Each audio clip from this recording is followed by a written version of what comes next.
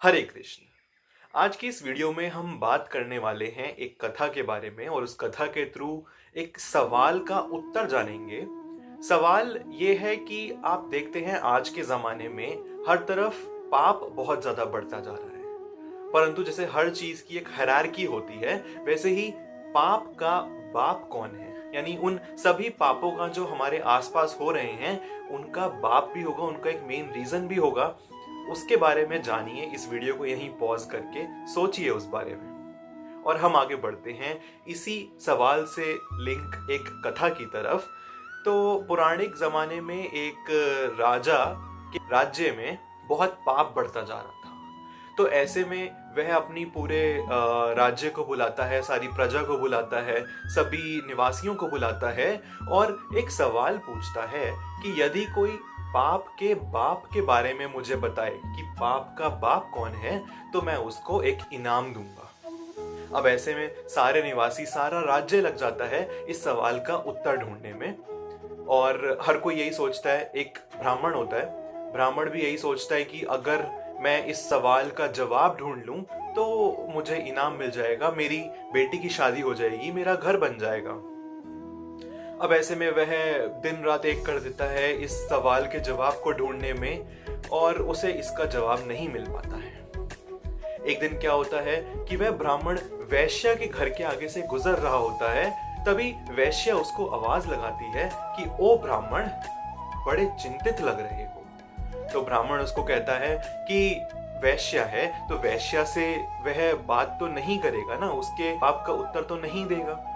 तो वह वैश्या समझ जाती है। वैश्या उसको कहती है कि ब्राह्मण, मैं समझ पा रही हूँ कि जो राजा ने स्कीम निकाली है, जो राजा ने क्वेश्चन पूछा है, तुम उसी का उत्तर ढूंढ रहे हो। शायद मैं तुम्हें उसका उत्तर बता सकती हूँ। अब ब्राह्मण ऐसे में सोचता है कि वैश्या मुझे इस चीज का उत्तर क्या बताएगी, जो खुद पाप की इतनी भोगी है, वो मुझे पाप के बाप के बारे में क्या बताएगी। परंतु वैश्या कहती है कि मैं इसमें तुम्हारी मदद कर सकती हूँ।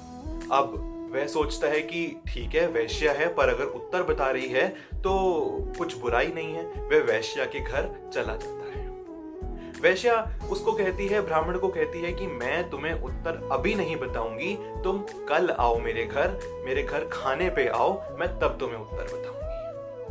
अब सबने ये सुना होगा कि कहा जाता है कि किसी के भी घर का खाना नहीं खाना चाहिए। किसी के भी मतलब कि किसी भी थर्ड पर्सन या अननोन पर्सन के घर का खाना नहीं खाना चाहिए, क्योंकि आपको नहीं पता कि किस चेतना से वो खाना बना है। आजकल हम होटलों में जाके खाना खाते हैं, 5 स्टार होटलों में जाके खाना खाते हैं, परंतु हम 5 स्टार होटल में क्या देख रहे हैं? एम्बियंस देख रहे हैं। हम शेफ को तो नहीं देख रहे कि वो शेफ किस चेतना से खाना बना रहा है।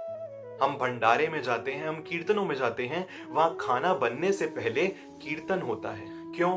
ताकि चेतना अच्छी हो, पूरे इन्वायरमेंट की वाइब अच्छी हो, क्योंकि जब कुक की चेतना अच्छी होगी तभी खाने में वह चेतना भी जाएगी। ऐसे में ब्राह्मण को उत्तर जानना होता है, तो वह इन सब बातों के बारे में नहीं सोचता कि वैश्य के घर खाना खाना है, पापी के घर खाना खाना है, उसकी चेतना कैसी होगी। वह अगले दिन चला जाता है वैश्या के घर खाना खाने।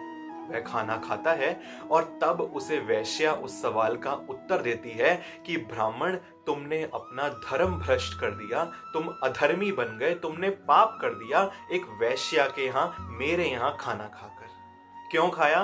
क्योंकि तुम्हें लोभ था, तुम्हें लालच थी, जो इनाम तय किया है राजा ने। तुमने उस इनाम के चक्कर में, उत्तर जानने के चक्कर में नहीं, तुमने इनाम के चक्कर में अपना धर्म भ्रष्ट किया है।